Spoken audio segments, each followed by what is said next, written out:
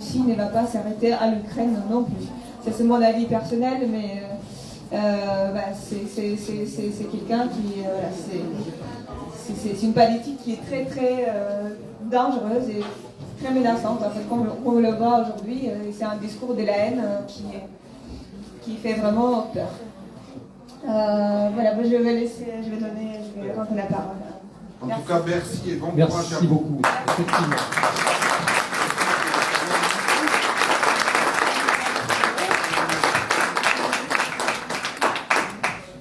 Eh bien, monsieur le directeur, à toi. Il y a 4 places vides devant. Oui, alors n'hésitez pas, il y a 4 places vides, donc s'il vous plaît, asseyez-vous, parce que les places vont être chères ce soir, mais ça prouve la mobilisation extrême sur cette crise internationale de la plus grande ampleur depuis un certain nombre d'années. Ça prouve aussi votre volonté, à mon avis, de comprendre ce qui se passe avant de commencer la conférence à proprement parler. Je voudrais dire que la Maison de l'Europe est la maison de toutes les Européennes et de tous les Européens. Et que nous avons, depuis la création de cette association en 2009, une vision du Conseil de l'Europe de notre action. Ce qui veut dire que depuis 2009, nous travaillons bien sûr avec les pays membres de l'Union européenne, mais aussi avec des pays tiers, c'est-à-dire des pays du voisinage immédiat de l'Union européenne. J'en veux pour preuve l'accueil de volontaires européens extra-communautaires, au premier rang desquels des Serbes, des Croates, des Géorgiens, des Bosniaques, et nous espérons l'année prochaine, si tout se passe bien, accueillir des volontaires ukrainiens de manière symbolique pour bien vraiment confirmer notre attachement à une vision très continentale de l'Europe. Ici à la Maison de l'Europe, on fait la promotion des valeurs européennes, de la paix et de l'interculturalité. Et plus que jamais, cette crise internationale, tout simplement, nous questionne et nous renvoie aussi à un concept, celui de la paix. Ici en France, au fond, depuis 1945, on vit globalement en paix, et en Europe occidentale. Et souvent, quand j'interviens devant mes étudiants à l'université de Aix-Bordeaux 4 chez les juristes, je leur dis que la paix, c'est un acquis qu'on croit durable et indéfini, sauf que dans ce que l'on appelle l'Europe médiane, c'est un petit peu le cœur de cette conférence, c'est-à-dire en gros de l'Europe qui va de la Baltique à la mer Noire, eh bien la paix est un vrai enjeu, parce qu'il y a des questions de minorité, parce qu'il y a des questions de géostratégiques, parce que les frontières politiques n'ont jamais correspondu aux frontières culturelles dans cet espace, et là on est clairement dans cette problématique. Alors pour en fait avoir une plus-value ce soir, j'ai voulu un petit peu sortir de ce que vous voyez en fait à la télévision, sur les chaînes d'information continue. Les journalistes suivent l'actualité, ils gèrent l'immédiateté. Moi, j'ai voulu, avec mon background d'historien, revenir un petit peu sur le temps long pour essayer de vous donner des éléments importants pour comprendre comment on en arrive le 24 février à une agression de la Russie contre l'Ukraine. Et je pars, et ça va être un petit peu le fil rouge, de données très générales sur l'Ukraine, de données historiques, de données culturelles, de données électorales, et bien sûr de données géopolitiques et géostratégiques. En guise de conclusion, d'introduction, lapsus, je voulais simplement vous rappeler une chose. Dans une guerre, il n'y a jamais de gagnant. Jamais. Il n'y a que des perdants. Alors bien sûr, chaque guerre se solde par un vainqueur et un vaincu. Mais une guerre est d'abord un système de faillite des relations diplomatiques. Ce qui veut dire que quand on arrive à une confrontation armée, c'est qu'il y a une série de failles dans la diplomatie, dans le dialogue des nations, et que au fond, tous les pays et les belligérants ont tout à perdre d'une guerre, notamment avec des bombardements et des civils qui sont ciblés, comme c'est le cas depuis plusieurs jours. Je vais aussi vous dire en toute objectivité que quand il y a deux belligérants, rien n'est tout noir, rien n'est tout blanc, et que tout est gris au fond. Et c'est un petit peu cette subtilité, ce nuancier auquel j'espère vous amener ce soir, en confirmant notre condamnation ici unanime de l'intervention militaire russe en Ukraine, qui est en dehors de toute règle du droit international.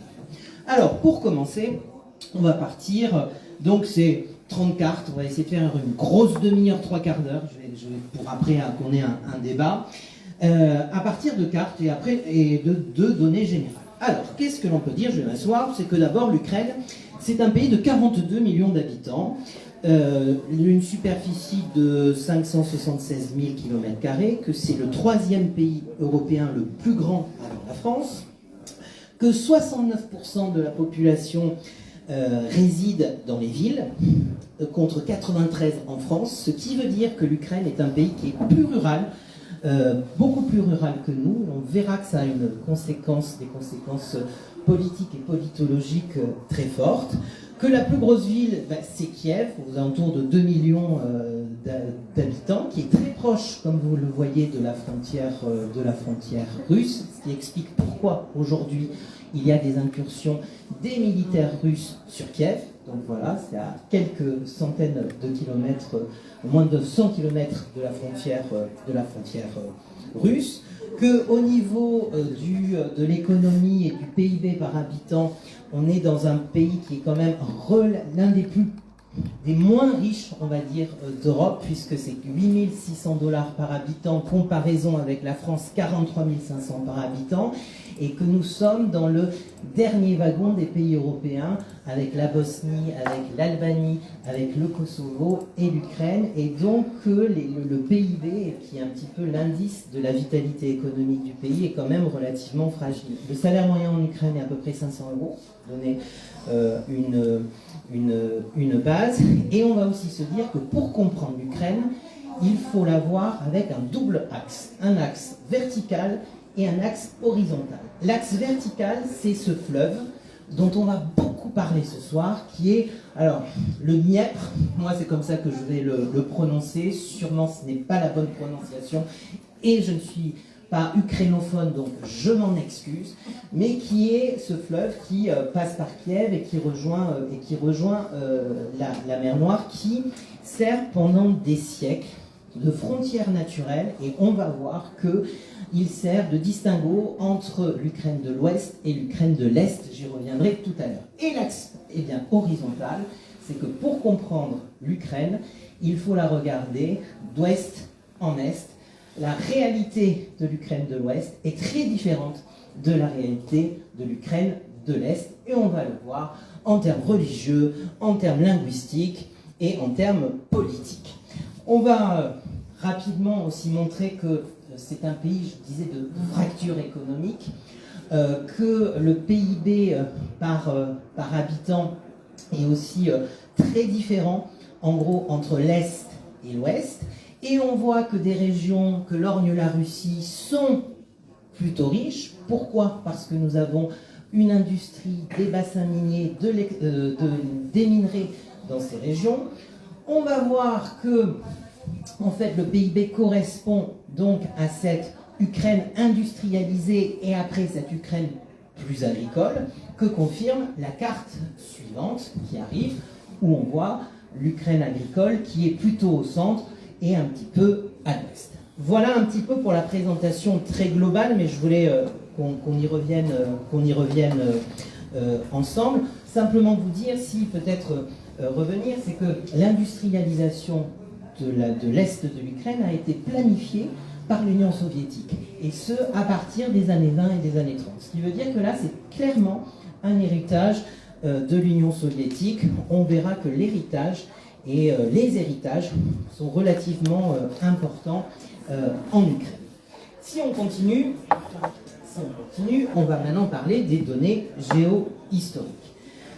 Pour comprendre le conflit en Ukraine, il faut comprendre l'histoire. Pourquoi? Parce que l'histoire, plus exactement la mémoire, est très mobilisée des deux côtés de ces pays, mais surtout par Vladimir Poutine. Je prends des exemples que vous avez entendus dans la presse ces derniers jours. Vladimir Poutine parle d'une désanification, c'est un peu difficile, de l'Ukraine. Il s'est aussi beaucoup ému en 2015 du déboulonnement des statues de Lénine. Il a interdit aux Russes de considérer l'Ukraine comme un pays souverain, et il qualifie l'Ukraine non pas par sa dénomination, mais soit par l'appellation de Petite Russie, et on va y revenir, soit de Nouvelle Russie, qui est un petit peu le nouveau jargon à la mode. Quoi qu'il en soit, l'histoire entre la Russie et l'Ukraine est une histoire millénaire. Et dans cette histoire commune, il y a tout autant à croire qu'il y a des éléments communs, culturels communs, qui pourraient rapprocher ces deux pays, et des éléments qui pourraient les différencier. Je lisais la presse canadienne tout à l'heure pour présenter un petit peu la conférence de ce soir, et le journal québécois Le Devoir a fait un titre, à mon avis, qui a toute sa pertinence. C'est en fait une guerre des frères ennemis. Et c'est vrai qu'on est dans des frères ennemis avec des grandes convergences, mais aussi des différences profondes.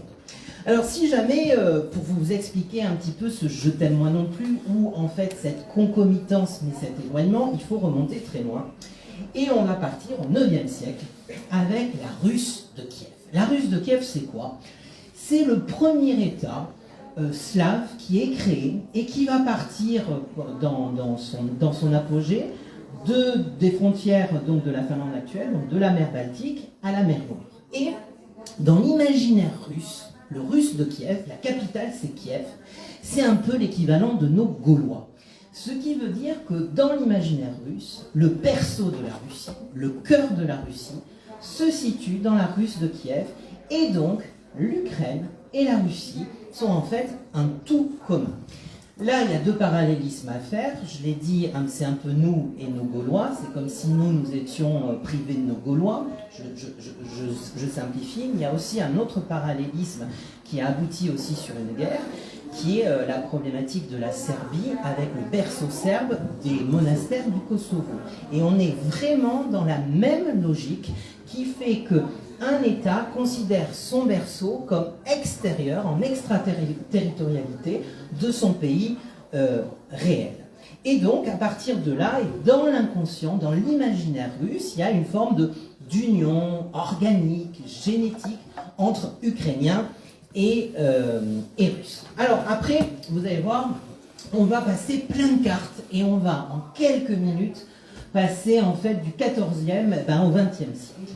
Vous avez délimité en rouge les frontières de l'Ukraine actuelle, et on le voit qu'au XIVe siècle, après la fin du Russe de Kiev, le territoire actuel de l'Ukraine est au fond divisé en 4 morceaux. Il y a une partie qui est à la Pologne, l'autre partie à la Lituanie, l'autre partie à la principauté, aux principautés russes, et après une dernière partie qui est plutôt mongole, puisqu'on a eu des invasions barbares et des invasions mongoles à cette époque. Et dès lors, dès le XIVe siècle, vous voyez que ce territoire est fortement disputé. Ce qui veut dire que pendant des siècles, il va y avoir alternance de domination russe, polonaise, autrichienne, ottomane, qui va faire la spécificité de l'Ukraine. Si on continue et si on fait un saut à la Renaissance, on voit qu'il y a une histoire particulière qui se noue à la Renaissance avec la Pologne.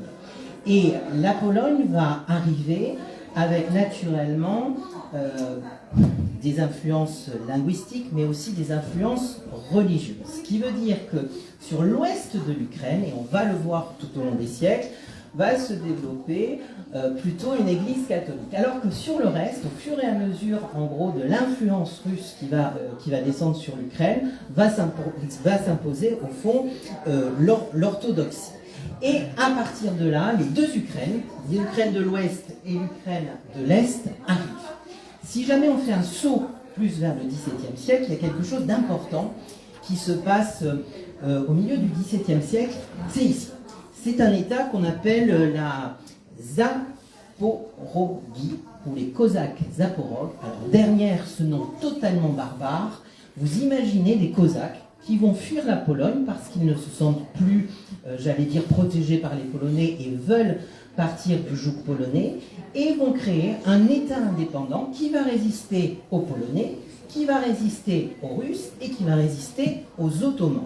Ce qui veut dire que dans l'imaginaire ukrainien, ce que l'on a appelé l'Hetmana cosaque va avoir une importance phénoménale dans la structuration de l'identité nationale du pays, notamment au XIXe siècle, quand elle va commencer à renaître. D'ailleurs, la seule époque d'indépendance de l'Ukraine avant 1991, c'est très court, c'est entre 1917 et 1921.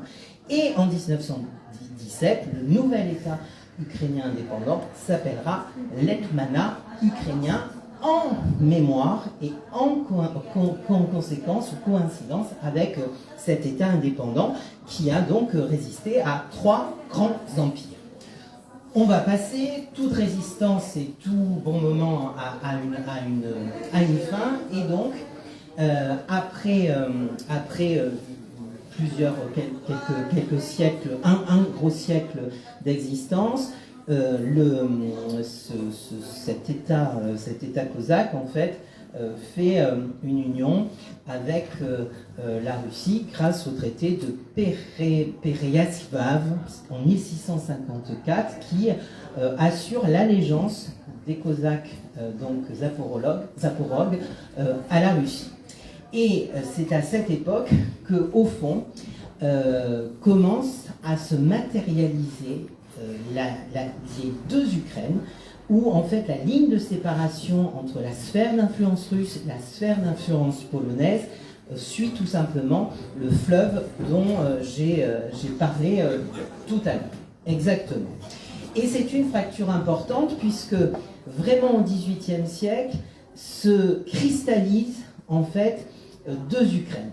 Une Ukraine véritablement plutôt orthodoxe et rattachée à Moscou à l'est, et après une Ukraine avec plus de diversité religieuse à l'ouest, et surtout avec une église catholique, et surtout deux visions en gros des communautés juives, avec plus de liberté sur la partie polonaise pour les minorités juives, et sur la partie russe des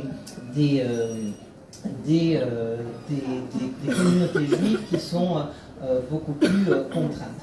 Il faut aussi rappeler, et ça c'est excessivement important, c'est que jusqu'en 1945, l'Ukraine va être le lieu où il y a eu de nombreuses communautés juives qui vont se développer. C'est à peu près 15% de la population en Ukraine avant 1930-1935, et que l'on est typiquement dans ce que l'on appelle la civilisation juive d'Europe centrale, avec de fortes communautés juives qui d'ailleurs vont avoir à subir à la fois des pogroms russes et après des exterminations allemandes. J'y reviendrai tout à l'heure parce que c'est aussi important aujourd'hui sur ce qui se passe. Et puis, le 19e siècle arrive, Napoléon aussi, et la Russie étend considérablement sa sphère d'influence sur l'Ukraine, qui d'ailleurs ne s'appelle plus l'Ukraine, si tant est qu'elle ait eu cette dénomination, mais qui s'appelle la Petite Russie. Et donc, dans l'imaginaire russe, l'Ukraine va devenir, à partir du 19e siècle, la Petite Russie. Si bien qu'en 1901, le mot Ukraine est interdit et le nom de Petite Russie est imposé de force par un décret du tsar. Vous noterez que, en gros, quand on parle chez nous du tsar russe, on dit toujours le tsar de toutes les Russies. Eh bien oui, les trois Russies, la Grande Russie, la Russie moscovite, la Russie blanche, la Biélorussie actuelle, et la Petite Russie, c'est-à-dire l'Ukraine actuelle. Vous allez aussi remarquer qu'au bout à gauche, il y a l'Autriche-Hongrie qui reste avec une présence en Galicie. Et la Galicie va avoir donc un peuplement germanophone, germanophile, qui va rester pendant de longues années et qui aura une conséquence durant la Seconde Guerre mondiale. Et naturellement, dans un État qui est au 3/5e russe et au 1/5e habsbourgeois, va se développer des représentations politiques très différentes, en sachant que l'Autriche-Hongrie, même si c'est un État réputé empire central, moins libéral naturellement que d'autres États, aura plus de facilité à accorder des libertés, notamment aux communautés religieuses qui vivent en Ukraine. Alors, cela, tout simplement, amène à la situation en 1914 où on est à peu près sur du statu quo. Entre-temps, il y a eu un effort de russification qui a été commencé par le pouvoir tsariste, c'est-à-dire la russification, c'est en gros la négation de la culture ukrainienne. Cette négation de la culture ukrainienne, elle passe, et on va en reparler, parce que c'est un facteur fondamental, par la langue. À partir du 19e siècle, il y a toute une série de lois, de décrets, qui en gros vont interdire d'abord de parler ukrainien dans les écoles, d'imprimer des livres en ukrainien, de vendre des livres en ukrainien, bref, toute une série de mesures qui visent à renforcer le russe et au fond à banaliser, voire même annuler l'ukrainien. Pourtant, au XIXe siècle, se passe un renouveau national ukrainien avec des poètes qui vont commencer à écrire dans leur langue natale. Il y en a deux, Kotlia Revetsky et Shevchenko, mais alors là je n'ai pas le bon truc, qui donnent deux énormes poèmes et qui lancent en fait le revival de la langue ukrainienne. Là-dessus arrive la Première Guerre mondiale et je vous ai dit, il y a une tentative au fond d'indépendance de l'Ukraine de 1917 à 1921, mais elle échoue et très rapidement la Russie soviétique, qui n'est pas encore l'URSS, qui est l'URSS en 1924, avec une guerre éclair, met la main sur l'Ukraine et impose une république socialiste soviétique d'Ukraine. Et il y a une partie du territoire actuel qui est sous le contrôle de la Pologne, qui échappe un peu à ce que je vais vous dire, mais là encore, les Ukrainiens sont vus avec beaucoup de vigilance de la part des Russes. Parce que pour un Russe, qui plus est un membre du Soviet suprême, l'Ukraine au fond, dès qu'il y a eu la révolution bolchevique, a voulu avoir son indépendance, pas forcément mettre en place un régime soviétique, socialistes tempérés, mais pour eux, ce sont des séditieux. Donc, Lénine et Staline vont avoir deux manières de gérer la situation. Lénine, c'est le pragmatique. Il dit, c'est très simple. Pour que l'Ukraine reste dans la future Union soviétique, j'ai besoin d'amadouer les Ukrainiens. Donc, je reconnais, en gros, une république ukrainienne, le fait ukrainien, la culture ukrainienne, la langue ukrainienne, et en gros, j'organise les choses pour donner, en gros, des signaux à la population, comme quoi, en gros, dans la nouvelle Union soviétique, il y a la nouvelle union des peuples et des minorités, ils ont toute leur place en gardant, si j'ose dire, leur karma national. Et c'est ce qu'il fait. Il y a des lois pour que l'ukrainien redevienne la langue nationale ou la langue de la République. Et au fond, on a une politique d'apaisement pour essayer de raccrocher le soutien des Ukrainiens. Arrive Staline en 1924 qui lui change totalement de politique et va avoir une politique dogmatique.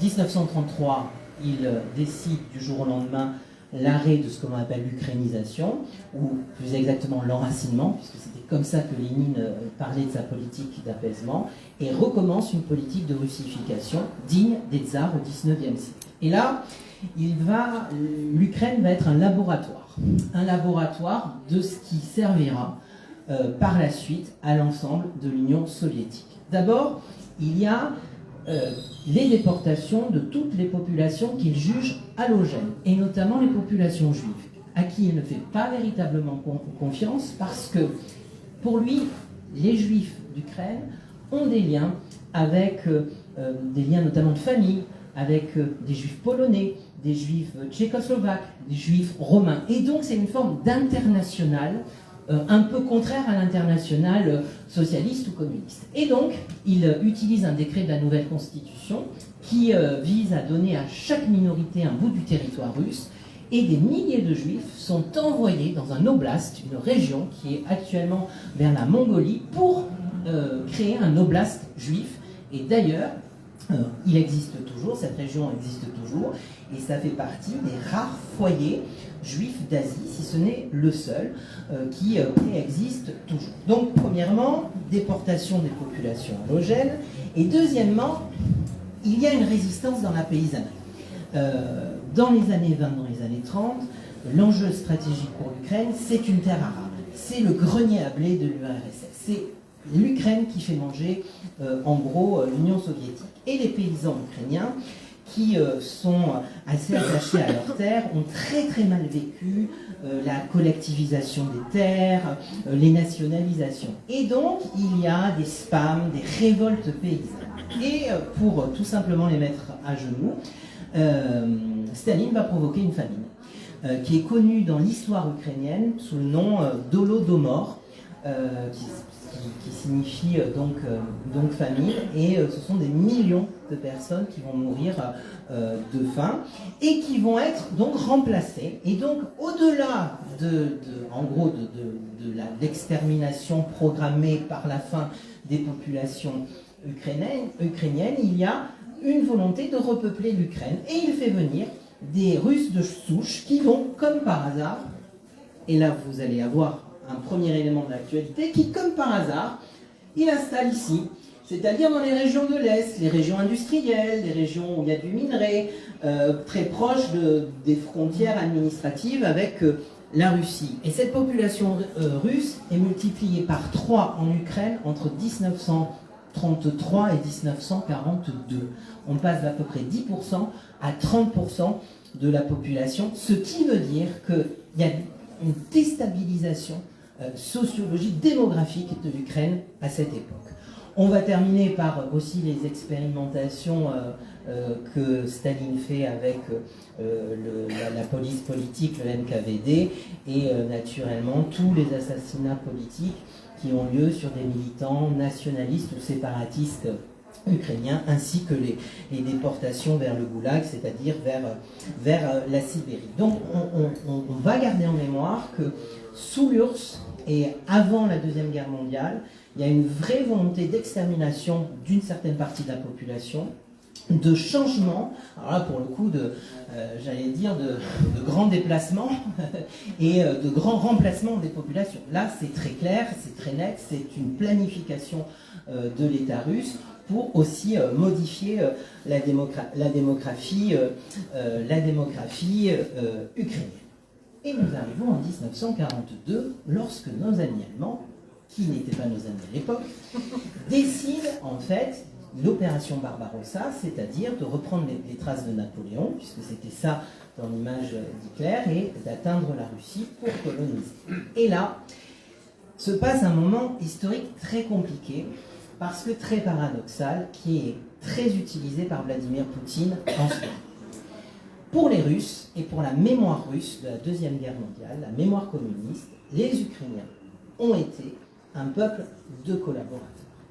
Et c'est pour ça qu'on entend parler de nazis, de nazification, et que la mémoire stalinienne, plus exactement, et la mémoire communiste a laissé entendre que le peuple ukrainien avait collaboré.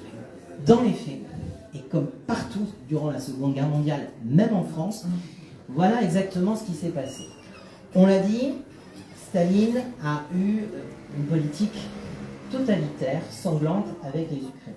Ce qui veut dire que quand les Allemands arrivent, il est évident, et c'est remarqué dans plusieurs sources historiques, que les populations vont accueillir les Allemands comme des libérateurs. C'est évident.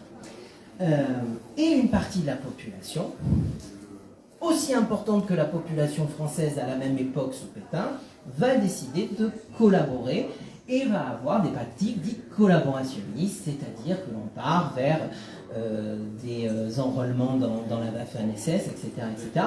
Mais à peu près, j'allais dire, comme dans tous les pays d'Europe, au même moment, qui sont alors sous le joug nazi. Il n'y a pas, en termes de proportionnalité, une disproportionnalité ukrainienne. Donc ça veut dire que la mémoire stalinienne modifie la réalité historique.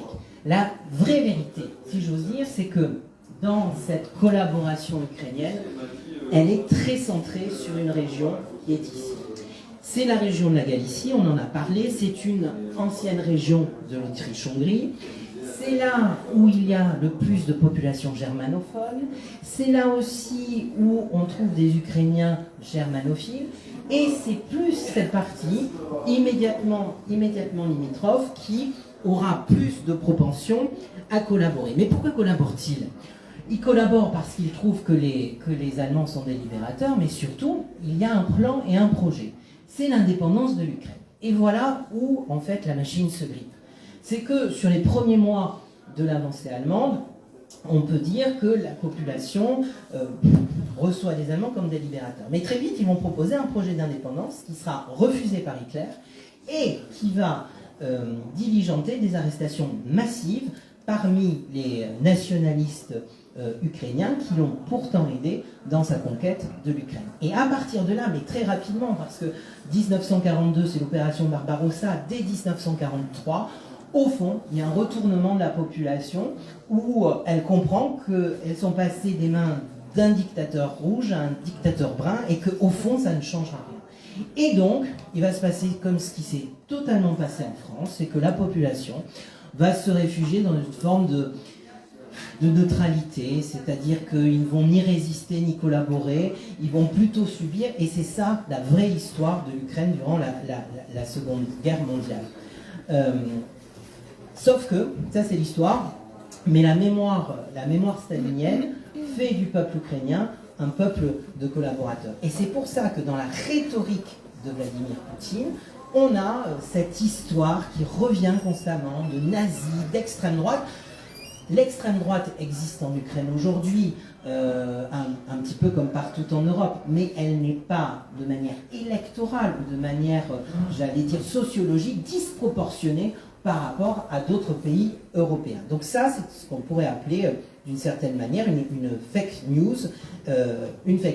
On va aussi se rappeler d'une chose, c'est que quand il y a cette invasion allemande, il y a bien sûr une extermination des populations juives sous prétexte que ce sont des judéo-bolchevistes.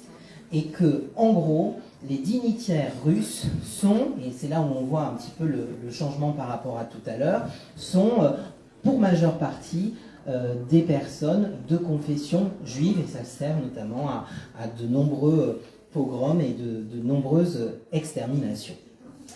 Vous connaissez tous la suite, arrive la fin de la Seconde Guerre mondiale, et le pacte de Varsovie, et l'Union soviétique, et l'Ukraine dans sa forme actuelle, qui prend forme, qui est une république socialiste soviétique.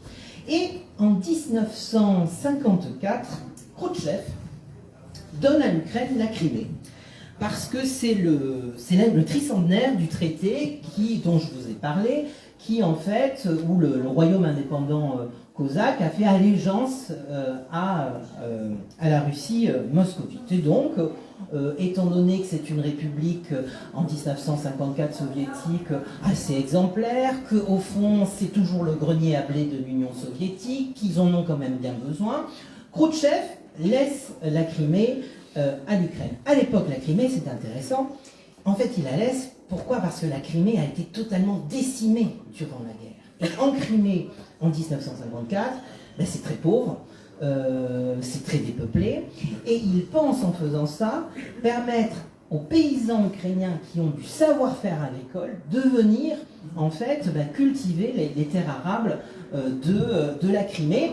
Et bien sûr en Crimée il y a la flotte de Sébastopol qui est là depuis quasiment le 19e siècle, mais dans l'imaginaire russe des années 50, l'explosion, la partition, l'indépendance d'une république socialiste soviétique, on en est très loin puisque Là, je vous rappelle qu'on est en plein cœur de la guerre froide, que l'URSS va être à l'apogée de sa puissance dans la décennie suivante. Donc, ça passe, mais vraiment, c'est une décision qu'il prend. C'est même pas commenté par la Pravda.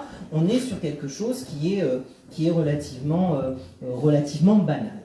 On va aussi se dire que durant les années de l'URSS, il y a eu deux mouvements. Il y a eu un fort mouvement de russification jusque dans les années 80. Là encore, la langue ukrainienne est interdite, on privilégie le russe, on essaye de gommer l'histoire ou le passé national ukrainien. Et à partir de Gorbatchev, c'est-à-dire à partir de 1980, eh bien, il y a tout simplement un assouplissement et plus ou moins la reprise de la politique que Lénine avait commencé à faire dans les années. Voilà à peu près ce qui se passe. Et nous arrivons en 1996, ou plus exactement 91, chute du mur de Berlin, la Russie, les républiques socialistes soviétiques explosent, l'Ukraine devient indépendante, c'est ça. L'indépendance va mettre du temps. Elle est actée en 1991, il faut 5 ans avant qu'il y ait une constitution, avant qu'il y ait une nouvelle monnaie, et avant que, en fait, ça puisse prendre une forme relativement, j'allais dire, d'un État comme on le connaît. Le dernier président de la République socialiste soviétique d'Ukraine et le nouveau président de la République indépendante ukrainienne. Et donc il y a même une forme de continuité dans le pouvoir. Il y a surtout un accord qui se fait immédiatement sur la Crimée. Parce que les choses ont changé en Crimée. Au-delà du fait que c'est devenu une région très touristique, je passe, c'est surtout une pièce maîtresse dans la flotte nucléaire russe. Pourquoi ? Parce que la Russie est un pays presque arctique, et que ce soit à Saint-Pétersbourg, en haut, à Vladivostok, de l'autre côté en Asie, ou en Nouvelle-Zambie, qui est proche du cercle polaire, les ports sont gelés en hiver. Ce qui veut dire que la flotte russe, si elle veut être opérationnelle, il lui faut un port dans les mers dites chaudes. Et ce seul port, c'est Sébastopol. Donc il y a une concession de 20 ans qui est négociée entre Boris Eltsine et le président de la nouvelle République indépendante.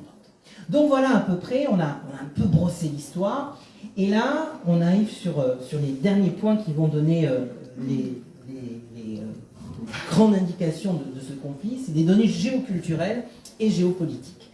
Définir l'identité ukrainienne, c'est compliqué.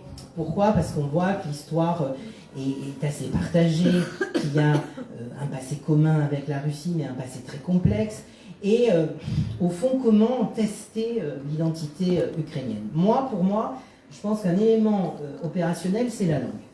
Et donc, c'est à travers la langue qu'on va essayer de voir un peu la division de ce pays. Voici une carte qui est contemporaine et qui montre que l'Ukraine, au fond, c'est un pays où cohabitent deux langues principalement, l'ukrainien pour 70% de la population et le russe pour 30%. Et comme par hasard, mais l'histoire, il n'y a jamais de hasard, il n'y a que des conséquences, comme par hasard, c'est à l'Est.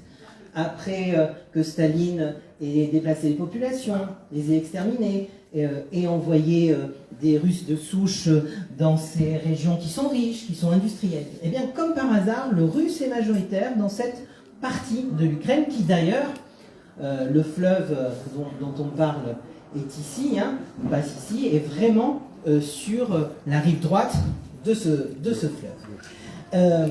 On va dire aussi plusieurs choses. C'est que le russe est très majoritaire dans les grands centres urbains, alors que l'ukrainien est très majoritaire dans les campagnes.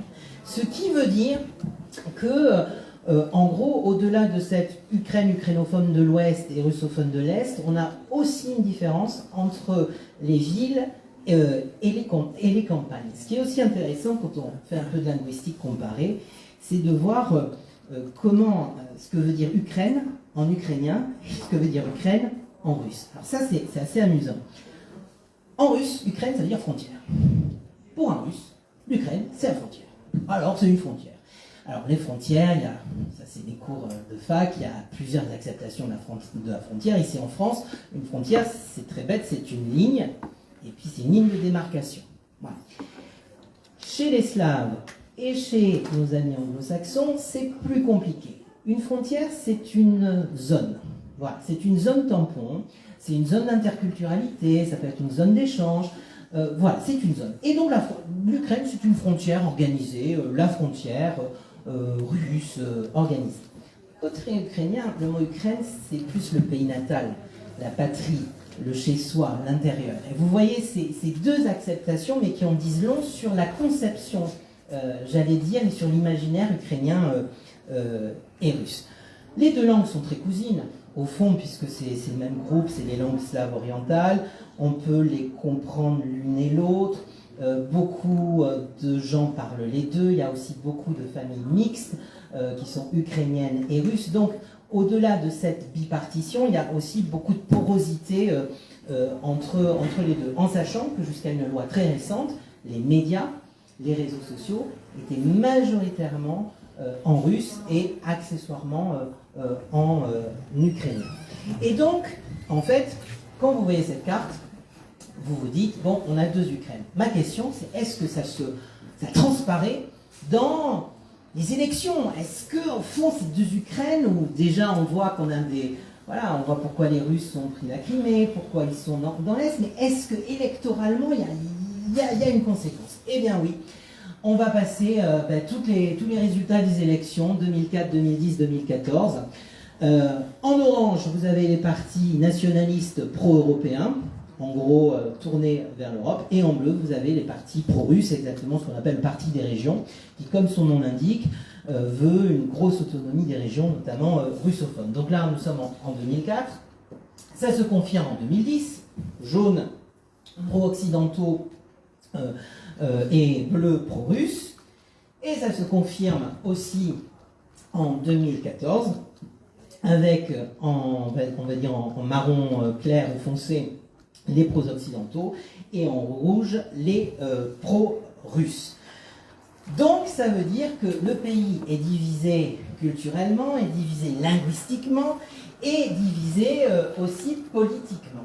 Et donc quand on voit nos 6 anciens présidents de l'Ukraine, on voit un petit peu tout le camailleux des relations internationales de l'Ukraine qui va osciller entre 3 phases. Des phases de juste milieu entre l'Europe et la Russie, des phases très pro-russes et des phases très pro-occidentales.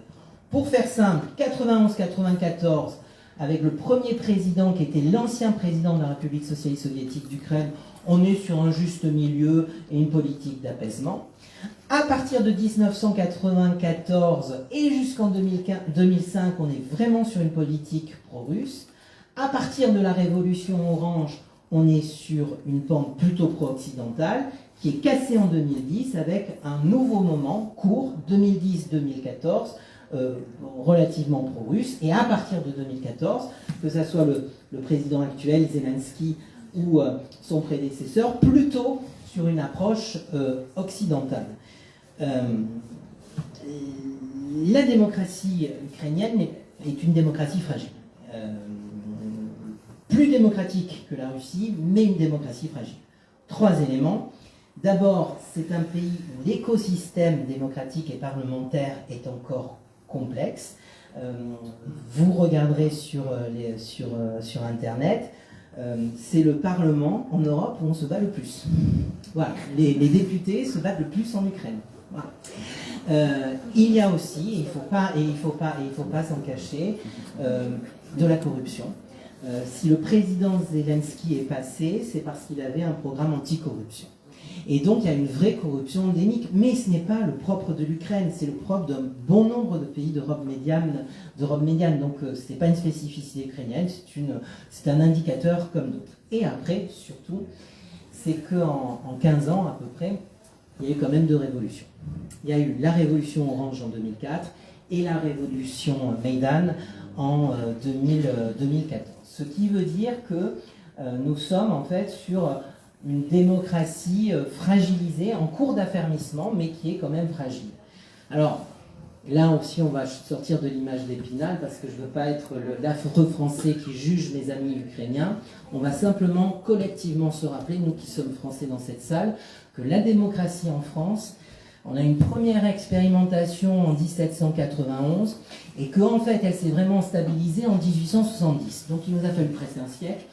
Donc on ne va pas trop juger ce qui se passe chez nos amis ukrainiens ou ailleurs dans le monde. La démocratie, c'est l'apprentissage le plus difficile pour les peuples parce que c'est le meilleur système du monde, mais il faut l'apprivoiser. Donc on reste aussi, on échappe à une vision trop ethnocentriste des choses. Allez, pour terminer, et après vous allez avoir la parole, je vous jure, je me tais, c'est les données géostratégiques, et là je vais parler de trois.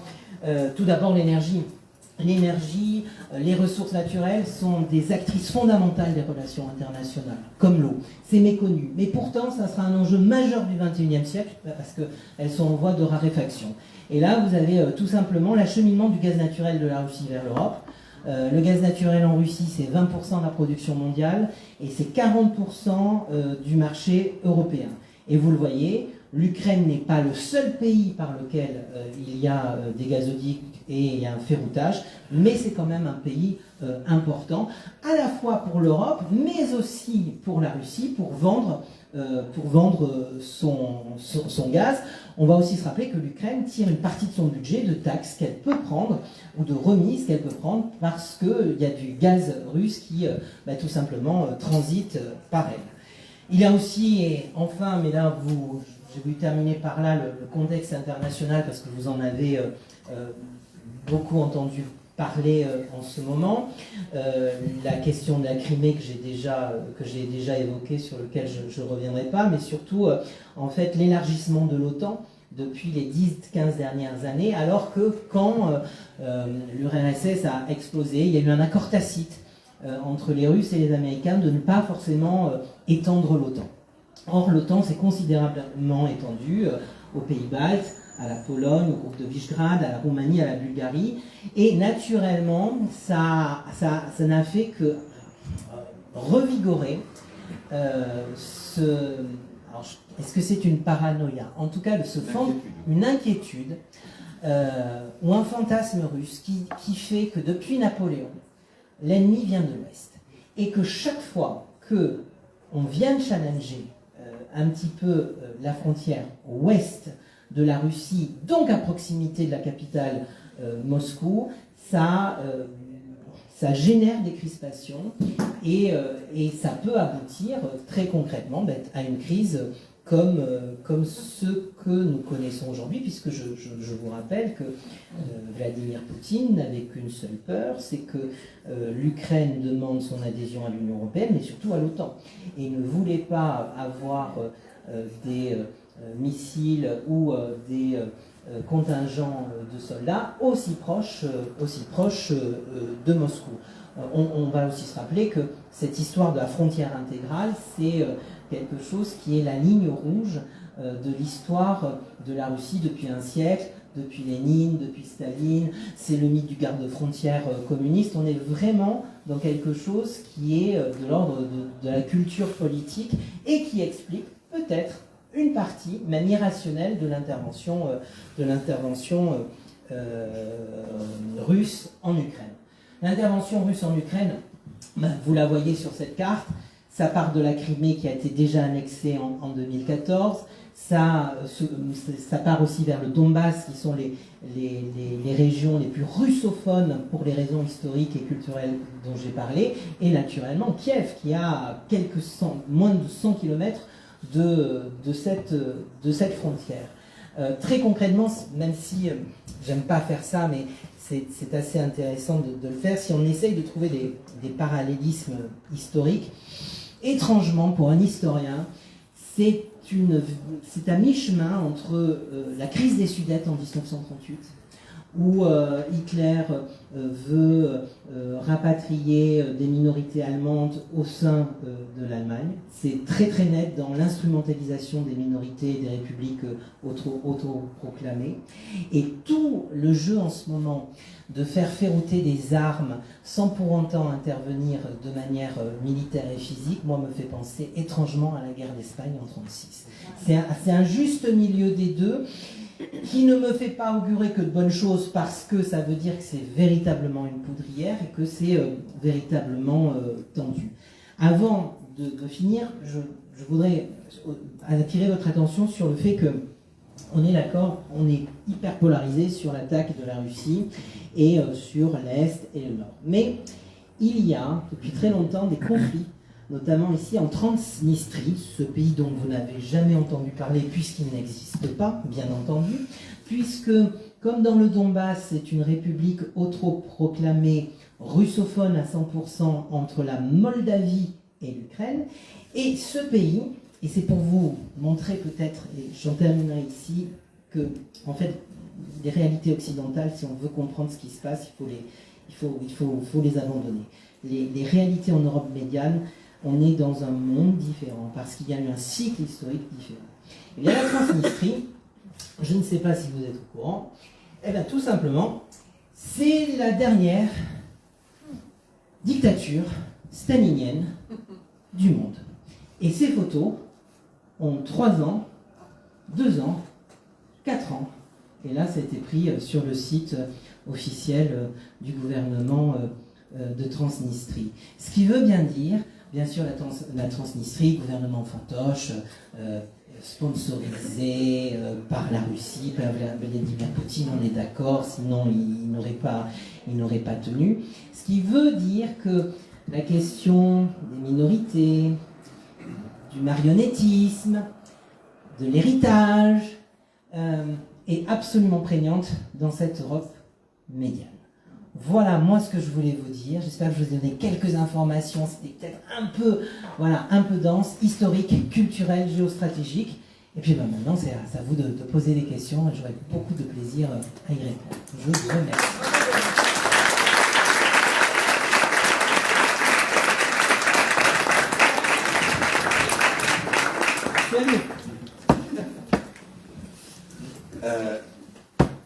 T'as tout bien dépeint. Il y a juste une chose sur laquelle moi je n'ai pas encore tout compris, c'est les deux régions autoproclamées du Donbass et de Louhansk, Donetsk et Louhansk. Et quelles sont les relations qu'il y avait dans les dernières années entre l'Ukraine et ces deux zones, et entre la Russie et ces deux zones. Alors,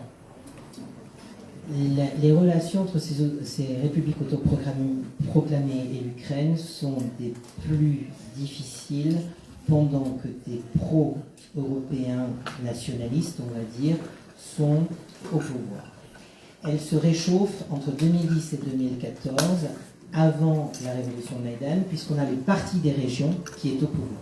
Et le parti des régions a 2 idées derrière la tête: politique d'apaisement immédiat avec Moscou, on est d'accord, mais surtout de favoriser l'autonomie, une sorte de fédéralisme qui n'en dit pas mieux, de toutes les régions qui sont russophones. Donc là, très concrètement, il y a une forme d'apaisement. Et après, naturellement, après la révolution de 2014, après le retour d'une majorité pro-occidentale, il y a une détérioration des relations avec Kiev qui aboutit à la guerre dans le Donbass, parce que la guerre dans le Donbass c'est une guerre silencieuse, il y a eu 30 000 victimes. Donc voilà, sauf que ça fait partie des guerres dont on ne parle pas. Sauf que chaque fois qu'on ne parle pas de guerre, tout simplement, à terme, le conflit s'élargit. Et donc voilà, côté russe, officiellement, Vladimir Poutine n'intervient jamais nulle part, ni en Crimée, ni dans le Donbass, ni ailleurs, ni en Géorgie, ce n'est jamais lui. C'est ses soldats, mais c'est pas lui. En fait, Moscou pilote indirectement les présidents fantoches, parce qu'il y a 2 républiques autoproclamées, qui sont à sa solde, si bien que l'un des derniers présidents de l'une des 2 régions ne lui convenait pas, les services secrets russes l'ont fait assassiner, je fais simple, c'est totalement inaperçu, mais ça a quelques mois, à peine quelques mois, et donc il agit exactement comme en Transnistrie, de manière indirecte et surtout invisible, mais il y a des livraisons d'armes, etc.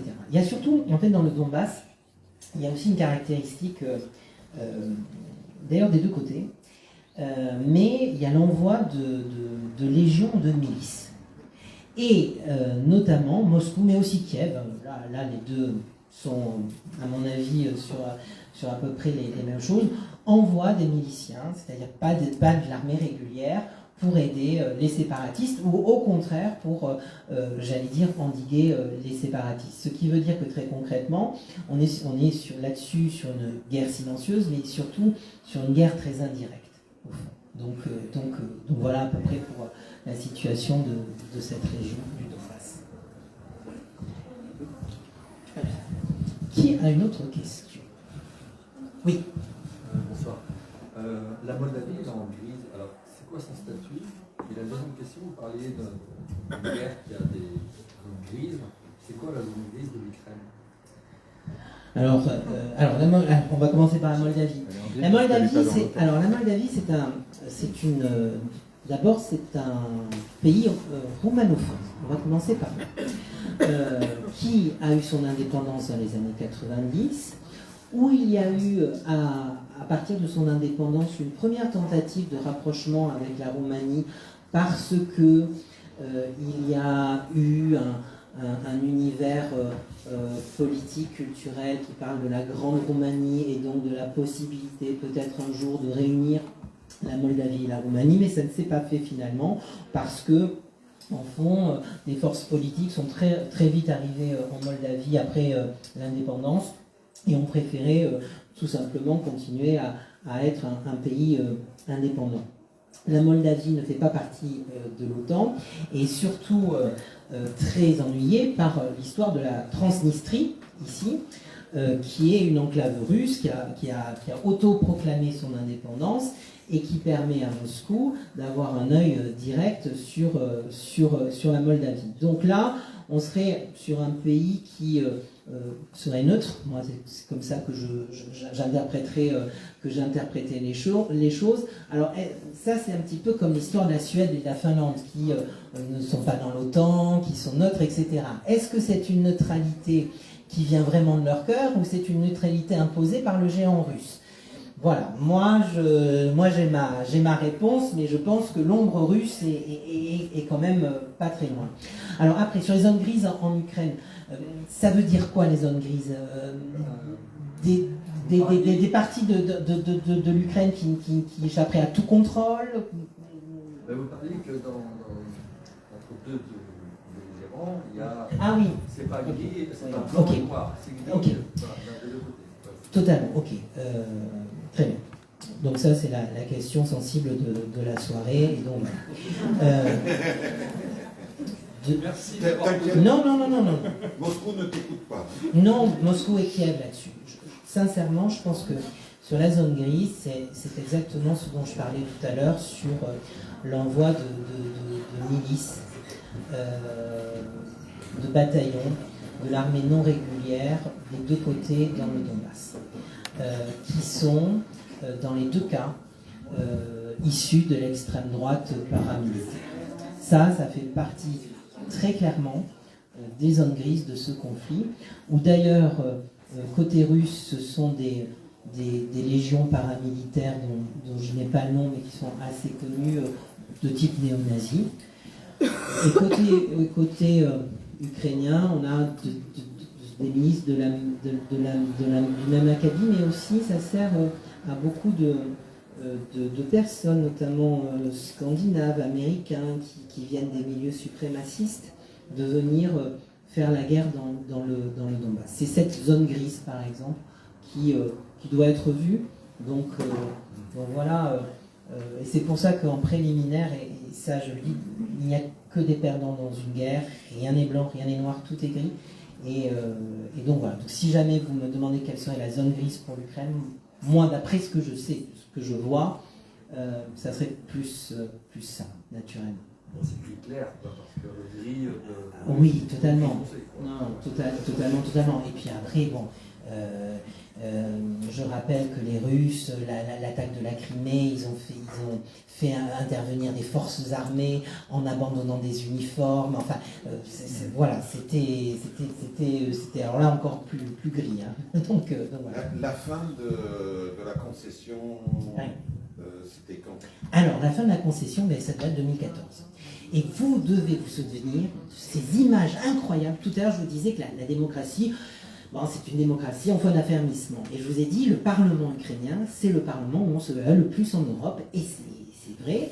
Et notamment, moi, c'est des souvenirs, moi, qui m'ont beaucoup marqué dans ma conscience européenne, au fond.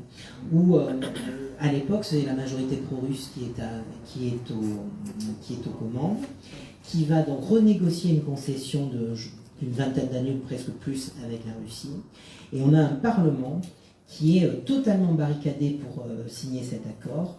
L'opposition pro-occidentale et européenne a déployé un énorme drapeau ukrainien sur la moitié de l'hémicycle. Ils envoient des fumigènes sur le président, des œufs. Ils essayent d'empêcher le vote comme ils le peuvent. Et donc voilà, pour garder la souveraineté entière et totale de l'Ukraine sur Sébastopol. Et donc voilà, ce sont des images qui ont fait le tour du monde, en fait, et qui ont montré, qui ont aussi, bien entendu, après déclenché la révolution suivante, mais qui ont aussi montré la forte détermination de l'opposition pro-occidentale et européenne en Ukraine, puisque au fond Sébastopol, c'est un peu, si on cherche encore un parallélisme historique, c'est un peu Gibraltar et l'Espagne. Voilà, bon, c'est plus apaisé entre les Espagnols et les Anglais, quoique, mais c'était un petit peu ça l'idée, puisque Sébastopol, en plus, c'est une ville avec un statut particulier. Pendant très longtemps, le maire était nommé par le gouvernement ukrainien, il n'y avait pas vraiment d'élection, il y avait une part importante de la concession russe du port, etc. Donc voilà, pour répondre à ta question. Et donc c'est ça qui a littéralement mis le feu à l'Ukraine, parce que c'est un sujet qui est relativement sensible pour les deux pays. Pour l'un, c'est la flotte nucléaire russe, et pour l'autre, c'est l'intégrité territoriale. Voilà, donc forcément, c'est là où ça s'achoppe. Autre question. Oui. Est-ce que vous pouvez nous donner des précisions sur les accords de Minsk qui apparemment n'ont pas été respectés par l'Ukraine et qui auraient dû régler ce problème? Par les deux. Alors, les accords de Minsk, ça fait partie des accords qui ont été signés après une réunion en Normandie, qu'on appelait les réunions format Normandie, qui ont été parrainées par le président Hollande, la chancelière allemande Angela Merkel et le président russe et le président ukrainien. En gros, c'était un accord de non-principe. L'Ukraine, en gros, ne fait aucune démarche vers l'Union européenne et vers l'OTAN. En contrepartie, les Russes ne font pas de déploiement militaire aux frontières russes. Et donc c'est là où, en fait, en gros, tout le monde s'accuse. Vladimir Poutine a fait les manœuvres qui, au fond, n'en étaient pas, comme les Américains et les Anglais l'avaient vu venir, et les Allemands et les Français n'étaient pas tout à fait d'accord avec eux, alors qu'ils avaient pour une fois de bonnes et véritables informations, parce que c'est ça aussi qui s'est passé. Donc les Russes ont fait des manœuvres militaires en guise de représailles à une politique gouvernementale beaucoup plus axée vers l'Union européenne et beaucoup plus axée vers l'OTAN. Voilà, c'est à peu près ça les choses.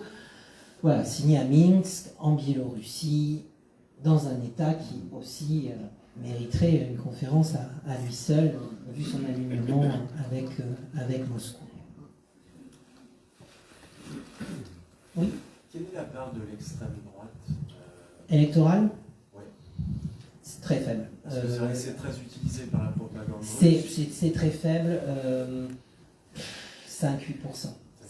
C'est très faible. Et elle est divisée en fait en deux tendances, en fait, pour faire simple. Une extrême droite qui vient plutôt de l'Ouest, qui est assez introvertie, parlementaire, en fait, parlementaire. Et une extrême droite plutôt extravertie, plutôt militaire, qui, elle, vient des régions où elle est tout simplement minoritaire, c'est-à-dire les régions de l'Est. Voilà. Parce qu'on a entendu pas mal parler de Pravi Sector pendant le Maïdan. Alors, c'est vrai qu'on voyait, moi j'étais à ce moment-là, on voyait des croix gammées sur les bâtiments. Totalement. Ça, c'est la révolution Maïdan, en fait, c'est une... Mais comme toutes les révolutions, en fait, parce que ça, les révolutions, c'est toujours une conjonction de lutte.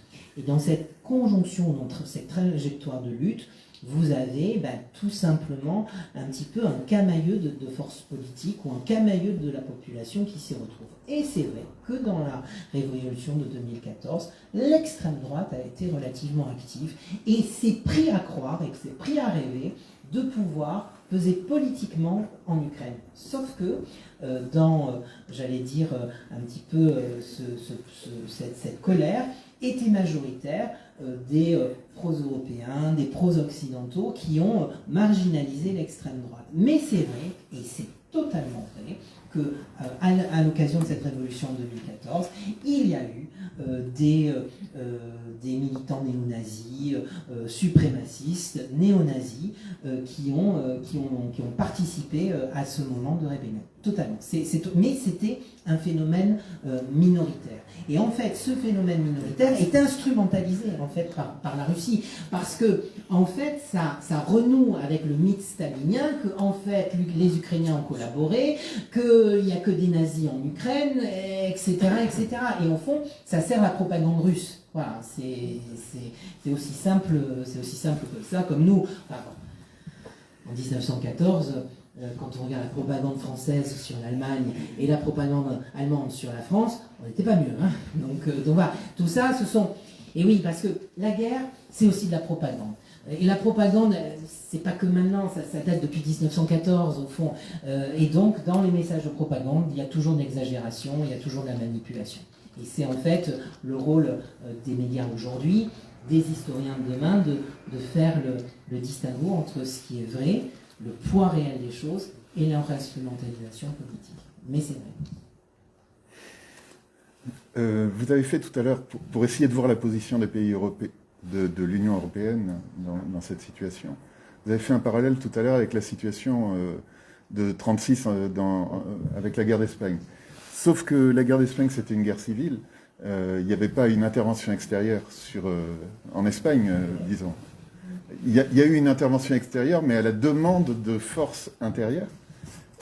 Et deuxième chose, il n'y a pas le même équilibre des forces avec des armes majeures en possession de l'agresseur et l'OTAN en face.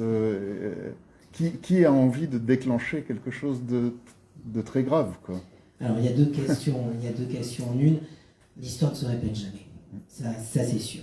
J'ai cherché un parallélisme historique et j'ai dit que ça me faisait penser en fait à deux événements. Je suis d'accord, on diffère de la guerre d'Espagne parce que la guerre d'Espagne c'est d'abord une guerre civile entre Espagnols où vont intervenir l'Italie fasciste, l'Allemagne nazie, la Russie soviétique en envoyant des chars aux républicains espagnols et les brigades internationales. Donc c'est plus sur la méthodo de ne pas forcément s'engager directement, quoique il y a eu l'escadron Condor allemand qui est intervenu notamment à Guernica, merci. Et j'ai aussi dit que ça faisait penser au Sudète de 1938, où là on est dans quelque chose qui ressemble beaucoup plus, avec une Allemagne qui se sert des minorités pour en gros rentrer en Tchécoslovaquie, couper le pays en deux, récupérer des terres ancestrales, mais aussi des points industrieux de l'ancienne Bohême. Donc c'était un parallélisme qui vaut ce qu'il vaut, mais qui est très approximatif. Je vous le concède et vous avez absolument raison. Alors après, qui a intérêt à ce que le conflit dégénère dans une guerre plus globale les médias parlent de Troisième Guerre mondiale. Je ne sais pas qui vraiment a envie de ça, mais la vraie question, c'est est-ce que ça peut déraper? C'est ça, c'est pas l'envie, mais est-ce que ça peut déraper? C'est ça. La question, c'est surtout à Vladimir Poutine qu'il faudrait aller le poser, en fait, parce que on va se dire aussi les choses. Le pouvoir, ça peut aveugler. Vous avez quelqu'un qui est depuis 23 ans à la tête de l'État, en gros, qui a été président ou Premier ministre. Donc, il y a un parallélisme, alors là, pour le coup, effrayant avec Staline, très seul au Kremlin. Depuis la crise Covid, on le dit, retranché, un peu dans la paranoïa. Aussi dans son passé, un ancien du KGB qui a vu l'Empire soviétique, dans lequel il a été biberonné, s'effondrer, alors qu'il ne pouvait rien faire puisqu'il était apparatchik, en gros, à Berlin-Est. Cette espèce de memory boom chez lui, où il ressuscite des mythes plutôt communistes, les nazis ukrainiens, etc. etc. Cette solitude du pouvoir n'est jamais bonne dans l'histoire. Et je ne suis pas sûr qu'il soit très encouragé, très conseillé. Je rappelle que quand Staline est mort en 1954, il est mort, il a fallu 2-3 jours avant que quelqu'un aille frapper à sa chambre. Mais ça veut dire beaucoup de choses. Ça veut dire beaucoup de choses. Et ça interroge aussi sur la conception du pouvoir en Russie, au fond où il y a un continuum énorme entre le tsar de toutes les Russies, un Staline et un Poutine, au fond. Le nom change, les époques changent, la typologie du pouvoir change, mais au fond c'est de l'autocratie, au fond. C'est l'autocratie, c'est des valeurs asiatiques, au fond, forcément eurasiennes, asiatiques. Et donc, c'est lui qui a une part de la solution, ça c'est sûr. Est-ce qu'il n'y aurait pas plus un parallèle avec la crise de Cuba à l'époque où l'URSS voulait implanter des missiles? Puisque là, l'OTAN peut s'implanter en Ukraine. En sachant que Cuba a toujours été considéré comme une question intérieure américaine et que le Sénat, en gros, traite l'île de Cuba comme une question intérieure depuis à peu près un siècle et depuis l'intervention des États-Unis en 1910-1911 dans l'île. Pourquoi pas, même si, oui, en fait, c'est un enjeu de sécurité collective. Voilà, c'est ça. On peut faire le parallélisme en se disant quand même que même si les États-Unis considèrent Cuba comme une question d'ordre intérieur, il n'y a jamais eu un tel rapprochement entre les deux cultures que l'on va par exemple retrouver entre la Russie et l'Ukraine. Mais oui, pour la sécurité collective, on peut aussi exactement faire le parallélisme. Je pense qu'il faudrait dire 2 mots au moment de la chute du mur. Il y avait pas mal de têtes nucléaires qui étaient en Ukraine. Totalement. Il y a pas mal parce que l'histoire nucléaire de l'Ukraine, on n'en a pas parlé, mais que ce soit le nucléaire civil avec Tchernobyl, qui est ici. D'ailleurs, il y a eu des combats autour de Tchernobyl. Et aussi du nucléaire militaire, où il y a eu, sur le nucléaire militaire, il y a eu 2 moments. Il y a eu d'abord un premier moment très rapide à l'indépendance où les Russes se sont assurés que les bases nucléaires qui étaient là seraient encore sous contrôle russe, et après il y a eu progressivement en fait un retrait de ces bases nucléaires vers la Russie et vers la Sibérie ou à proximité immédiate. Mais un tiers des têtes nucléaires soviétiques étaient en Ukraine. Absolument.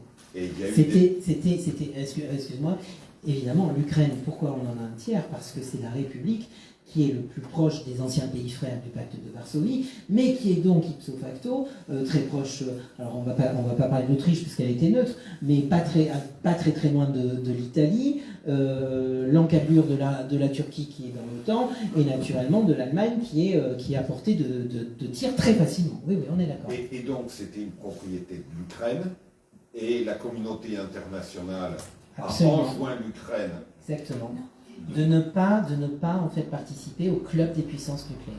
Non, mais même de les rendre à la Russie. Oui, totalement. En échange d'un accord signé par la Russie, la France, l'Europe, les États-Unis, qui garantissait à l'Ukraine ses frontières. Exactement. Ça a fait partie des négociations des années 90, puisque la communauté internationale ne voulait pas voir arriver dans le club très fermé des puissances nucléaires un nouveau pays, où d'ailleurs on ne savait pas quelles seraient en fait ses options politiques, surtout au tout début des années 90. On a parlé de la Moldavie tout à l'heure. Est-ce qu'on a des informations sur peut-être des inquiétudes en Géorgie, au sein du gouvernement, les questions qui se posent Oui, Marita, elle est là-bas. Nous avons notre Géorgienne. Katia. Je suis fatiguée. Ça y est. Katia, désolée. Vous comprenez bien que dans les pays, d'abord de l'ex-Union soviétique, notamment la Géorgie, qui a dû faire face à une offensive russe en 2008 de mémoire sur l'Odessie, la situation est plus que tendue. D'ailleurs, on le voit exactement, et on voit que toutes les manifestations qui ont lieu dans les républiques caucasiennes, en fait, témoignent d'une forme de fraternité avec l'Ukraine. Parce que si Vladimir Poutine attaque un État comme l'Ukraine, qui a 42 millions d'habitants, qui est un pays important. Vous voyez, on a un bout de la Géorgie en bas à droite, c'est un quart à peu près de l'Ukraine. Donc, il peut avoir en fait une contamination. Et je vais même plus loin, c'est naturellement le cas pour les pays de l'ancien bloc soviétique, Union soviétique, mais c'est aussi le cas pour les anciens pays d'Europe centrale, et notamment pourquoi la Pologne est aussi, j'allais dire, impliquée pour accueillir des réfugiés et pour avoir une réponse diplomatique très forte face à la Russie, c'est parce qu'elles se sont concernées. Pour tout vous dire, il n'y a qu'un seul pays en ce moment, en Europe centrale et orientale, qui détonne. Comme par hasard, encore lui, la Hongrie. Voilà. Qui, pour des raisons très très compliquées encore, parce que la Hongrie, là encore une grande conférence sur l'histoire de la Hongrie permettrait de comprendre pourquoi Orban est au pouvoir et quel est le continuum historique là-dedans, lui tente de ménager la chèvre et le chou. Et ça a beaucoup refroidi, et ça c'est une très bonne nouvelle pour l'Union européenne, les relations du groupe de Visegrad, c'est-à-dire de la Pologne, de la République tchèque, de la Slovaquie et de la Hongrie, où la Hongrie est en froid avec la Pologne et pas vraiment en adéquation avec les Tchèques et les Slovaques qui, eux, sont à la pointe du combat, comme d'ailleurs les pays baltes, qui, eux, sont sous l'OTAN, et donc le fait qu'ils soient sous l'OTAN, ça les protège, mais ça les angoisse encore plus. Parce que s'il y a un risque en fait, que le conflit dégénère, ça se fera, à mon avis, principalement vers les anciennes républiques socialistes soviétiques en priorité, et pourquoi pas immédiatement sur l'Europe médiane. Donc il y a une prise de conscience beaucoup plus forte de ces pays, parce que ils ont connu la domination russe. Voilà, il faut comprendre les choses, c'est que au fond, entre 45 et 90, pendant quasiment 50 ans, il y a eu des États totalitaires, enfin plutôt autoritaires, qui ont été plus ou moins pilotés par Moscou, où la première langue étrangère qu'on apprenait en Pologne, en Tchéquie, en Slovaquie, en Hongrie, c'était le russe. Et donc tout ça, ça laisse des traces. Ça laisse des traces, parce que c'est pas un passé aussi lointain que le nôtre. Nous, si on parle de l'Alsace-Lorraine allemande entre 1870 et 1914, les générations ont disparu, en fait. Donc, ça reste dans une mémoire indirecte, lointaine. Là, c'est chaud, hein. C'est encore la génération des parents de mes volontaires européens, voire leurs grands-parents, qui ont connu ça. Donc, évidemment, une attaque russe et le retour de l'ours russe, évidemment, ça mène des angoisses. Oui. Aujourd'hui, il y a encore un quart de la Géorgie qui est sous contrôle russe. Oui, absolument. Et est-ce que la Géorgie a construit une armée digne de ce nom dans l'intervalle? Oui, mais face à la Russie. C'est exactement ça, parce que là, on est sur des proportionnalités qui n'ont rien à voir. on va être franc, si jamais l'Ukraine fait pour Poutine, le plan pour envahir l'Ukraine, c'était 48 heures, hein, je pense, d'après ce que l'on sait. Si ça résiste autant en Ukraine, c'est d'abord parce que c'est un grand pays, une grande superficie, et ça c'est déjà un premier point. Deuxièmement, c'est 45 millions d'habitants, et aussi, il y a une résistance de la population qui a été armée, et ils ont fait un effort ces dernières années, notamment depuis 2014, et ce qui se passe dans les Donbass, sur les dépenses militaires. Et c'est pour ça que ça résiste en ce moment, et d'ailleurs, heureusement. Un pays comme la Géorgie, qui est dans une situation économique tout aussi compliquée, voire même un peu plus compliquée, parce que plus on part vers le Caucase, vers l'Asie, plus malheureusement les économies sont encore plus fragiles, etc., et qui surtout n'a pas les budgets, la masse de la population pour résister, voilà, c'est beaucoup plus compliqué. De nombreux militaires géorgiens sont avec les troupes ukrainiennes, à titre personnel.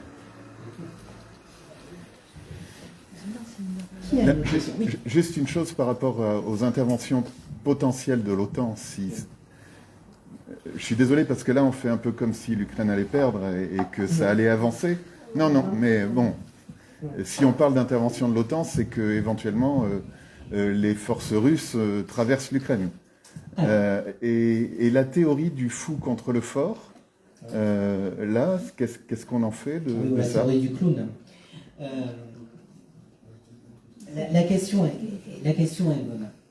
Est-ce que l'OTAN peut intervenir actuellement alors qu'il y a une forte résistance de l'Ukraine, ou interviendra-t-elle, interviendra-t-il, si jamais l'Ukraine cède? Ça, c'est une vraie question. Et jusqu'où irons-nous dans l'escalade internationale, et aussi forcément dans les victimes collatérales, militaires et civiles? Je pense que l'Ukraine, je vais m'en sortir peut-être par une pirouette, parce que je suis que commentateur, je suis pas, là pour le coup je ne suis pas politique. C'est que la crise internationale d'Ukraine a eu l'immense mérite de revigorer la pertinence de l'OTAN, qui, je vous rappelle, il y a quelques années, il y a quelques mois, en plus avec Trump, on disait oui, bon, mais ça ne sert à rien, on ne va pas financer l'OTAN, etc. Là, ça prouve qu'on peut avoir des conflits, clairement, aux portes de l'Europe, et même en Europe, puisque l'Ukraine est totalement européenne. Deuxièmement, je pense que ça re-questionne les Européens sur la nécessité absolue de faire une Europe de la défense. Et ça, si nous avions ça, il y aurait deux grands atouts. On dépendrait un peu moins des Américains, même si on en dépendra toujours, parce que la puissance de feu américaine sera inégalée, même si on met nos 27 pays autour d'une table avec un budget commun, mais on s'en libérera un peu, et on aura au moins une forme d'autonomie. Et deuxièmement, on pourra véritablement agir, à mon avis, de manière plus concrète qu'envoyer des armes ou que de faire des virements bancaires à l'Ukraine pour qu'elle achète des armes ou autre chose. Moi, c'est plus comme ça que je vais vous dire les choses.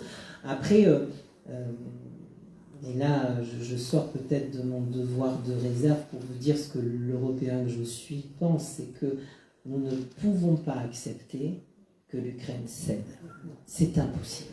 Parce que l'histoire montre, et c'est Munich, c'est les accords de Munich, l'histoire nous montre que si nous sommes faibles, et je pense sincèrement, là vous me posez une question, moi je vais être un peu cash avec vous, je suis très heureux des sanctions économiques, financières que les 27 États européens prennent.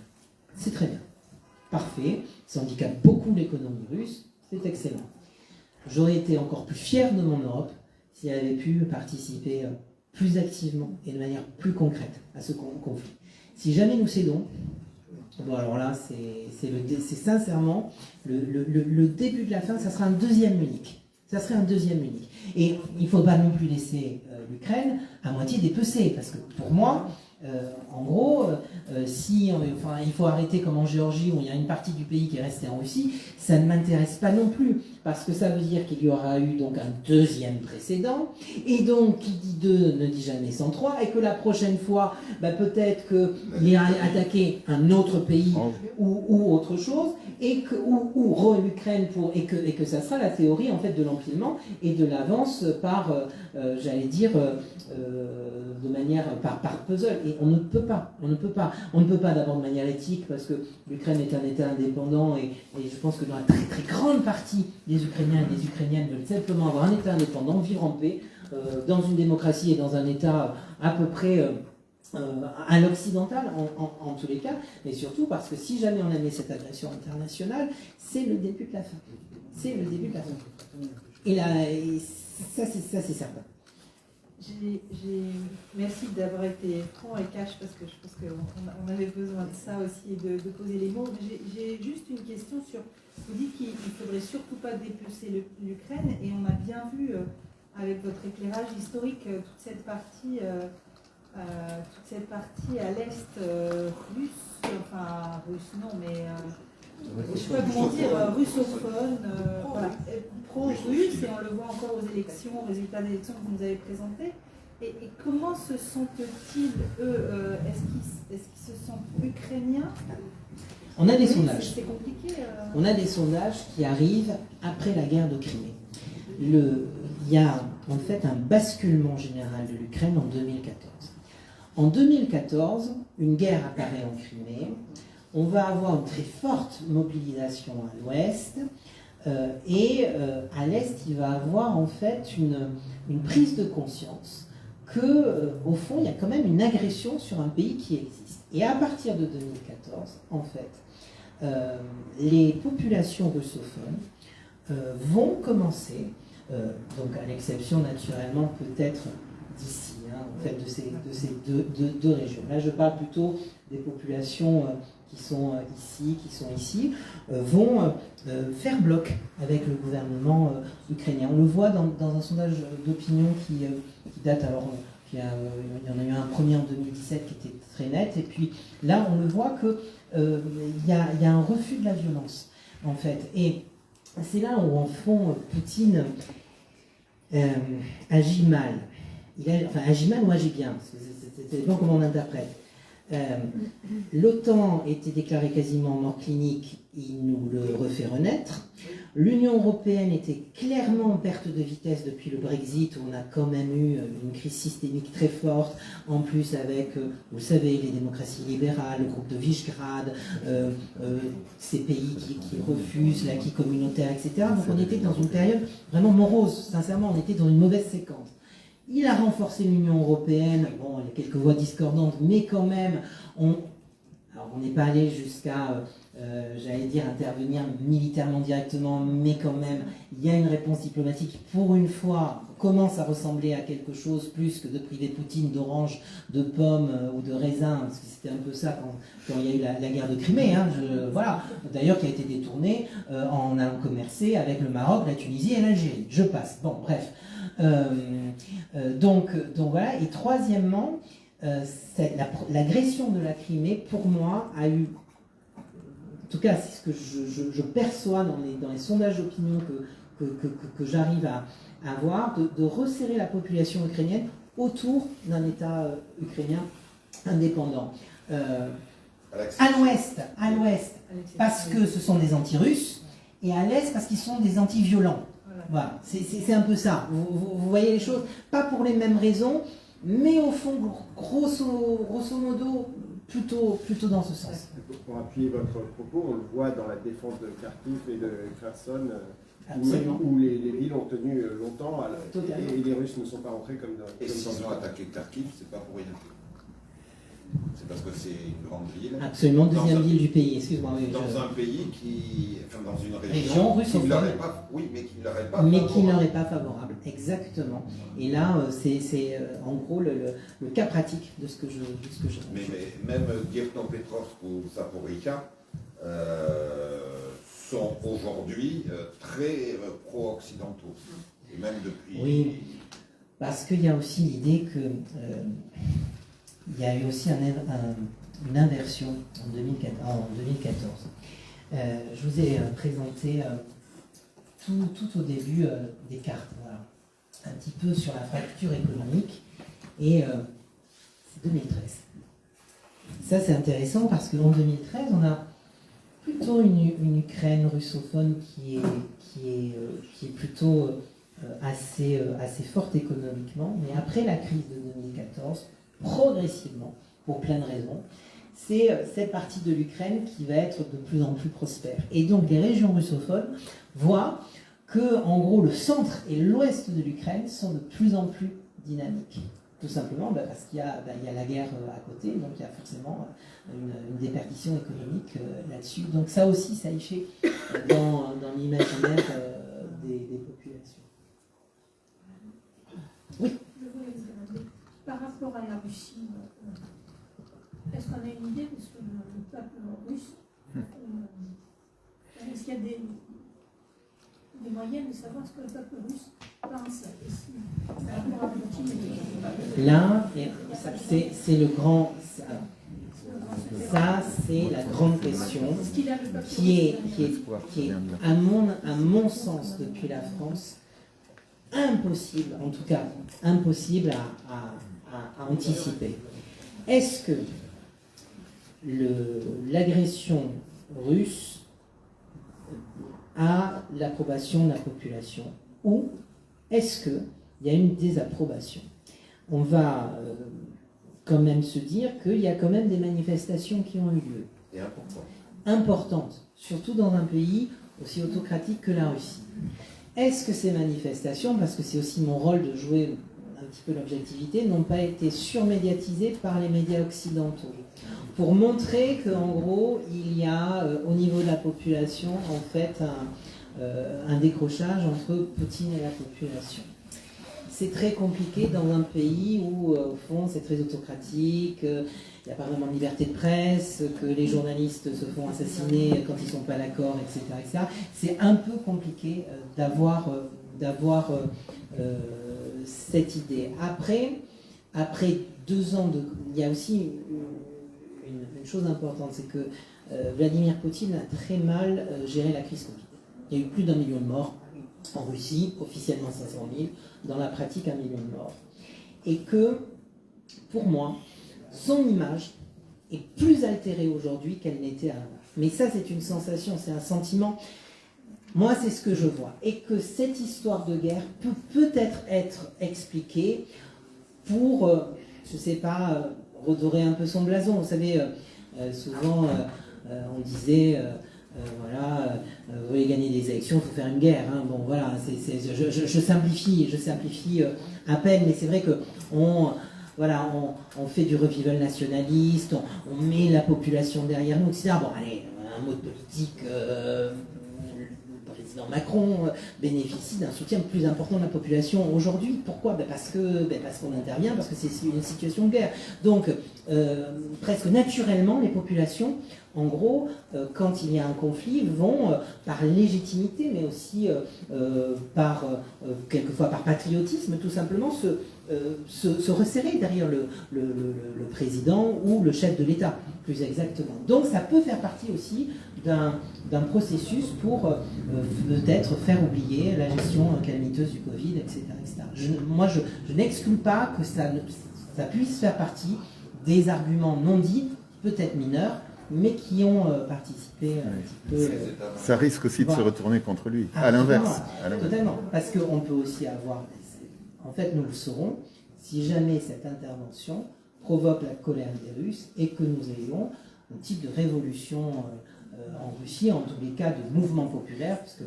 Aux armées. Style Roumanie. Style Roumanie, style la révolution orange de Kiev, si jamais on veut aller chercher des idées, ou de Maïdan plus exactement. Donc voilà, là, moi j'ai beaucoup de mal à savoir où on est le peuple russe par rapport à Vladimir Poutine.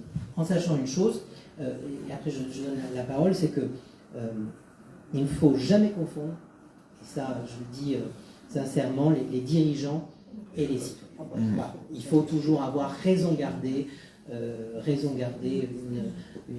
vrai nuancier d'approche. Là-bas et là-bas.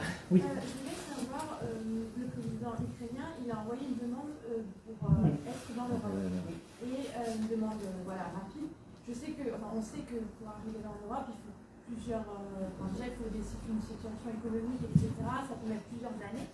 Là, est-ce que l'Europe elle est de plus en plus à accepter rapidement? Enfin, comment ça va se faire cette Alors, là, ça fait partie du débat qu'on a eu avec François Abdou sur les réseaux sociaux, et on a deux visions un peu différentes des choses.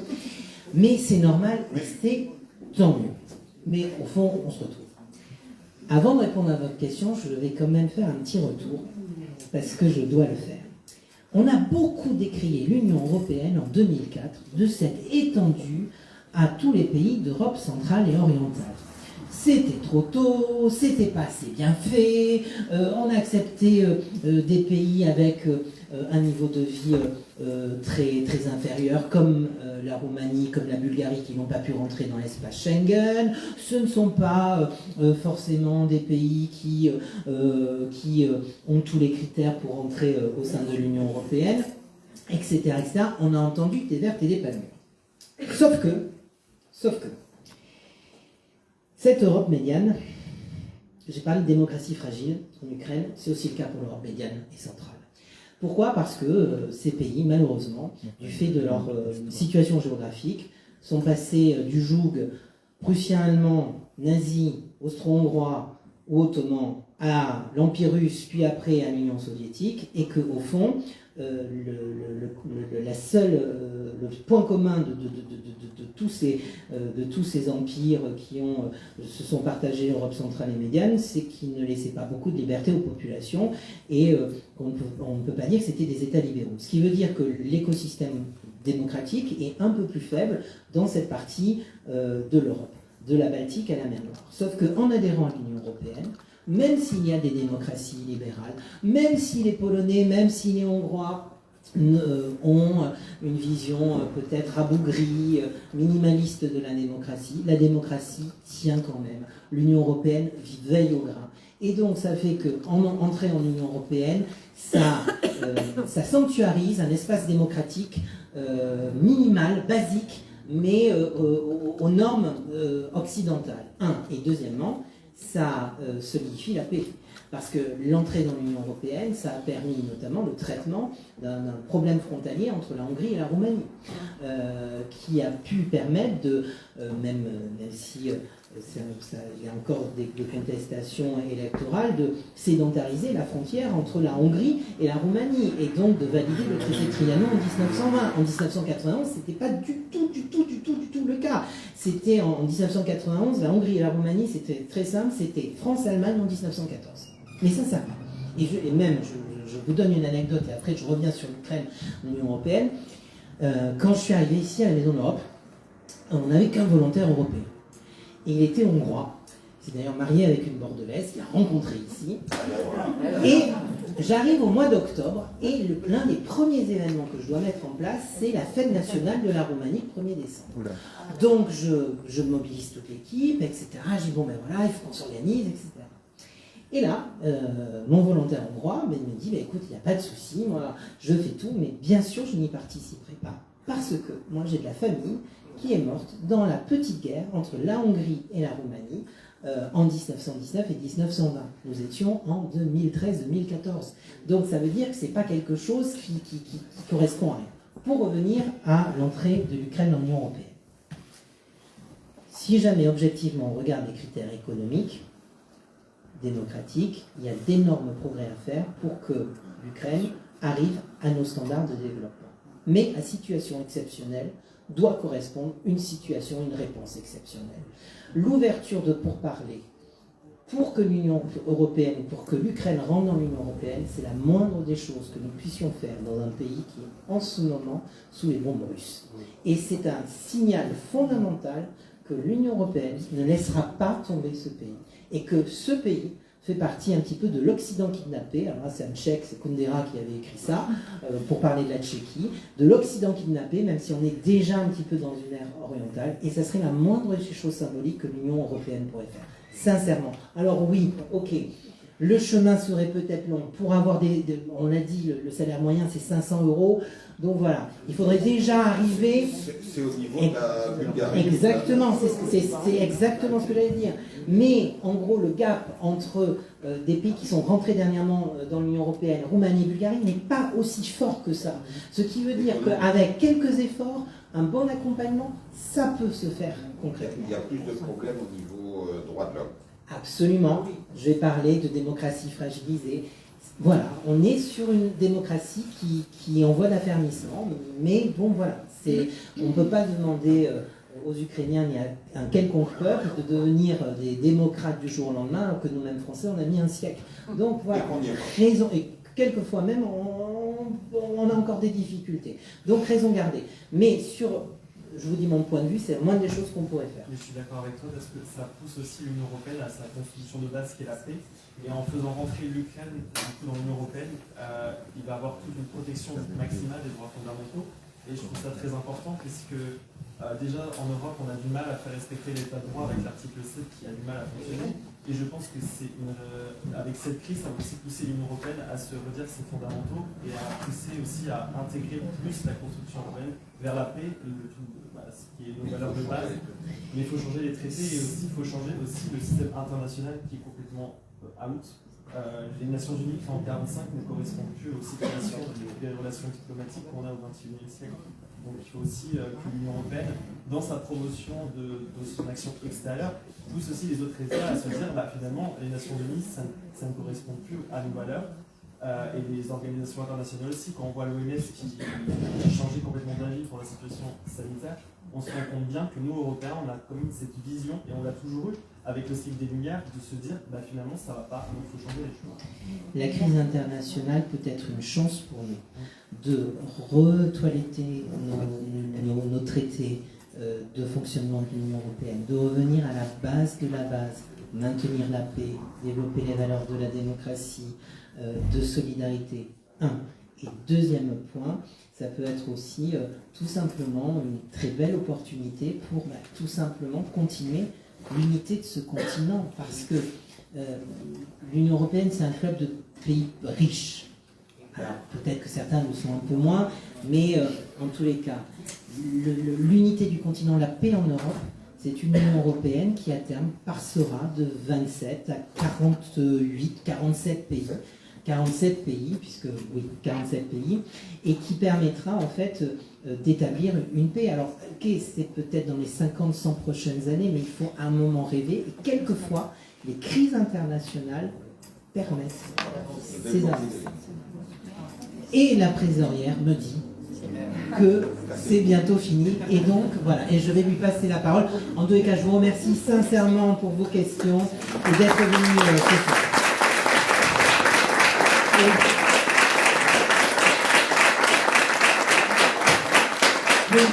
Je vais vous dire pourquoi, parce qu'il y aura une suite. Alors je ne veux pas qu'il vous raconte tout ce soir. Voilà. Alors je ne sais pas ce que sera la suite, parce qu'il n'est pas encore au courant, mais moi je vous dis, vu le nombre de personnes qu'on a eu ce soir, vu l'intérêt je crois qu'on a eu tous, parce que ça nous permet de bien comprendre les choses. Alors bonne Noël, la suite bientôt. Et je voudrais aussi passer la parole à Sacha qui a une annonce à vous faire pour dimanche. Viens nous raconter ce qui est prévu dimanche pour qu'on se retrouve tous dimanche, donc ça sera déjà une bonne occasion de se revoir. Alors voilà, en 2 mots, dimanche, on organise un nouveau rassemblement Place de la Bourse à midi.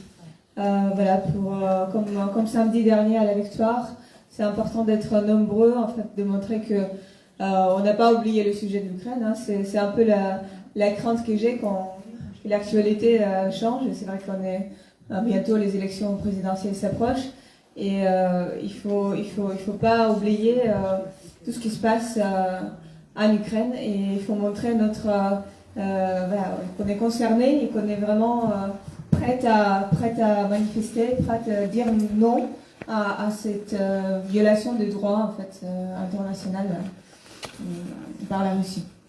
On n'oubliera pas l'Ukraine. Merci.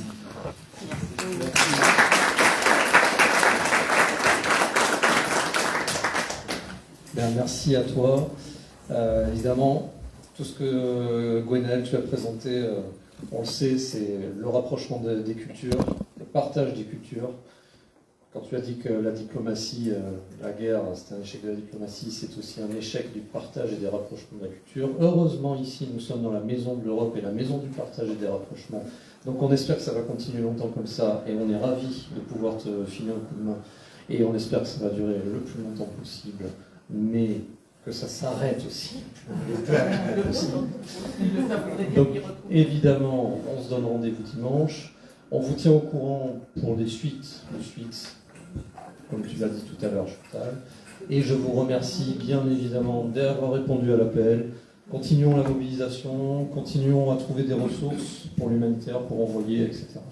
Donc merci encore à vous et courage à eux, surtout. Oui.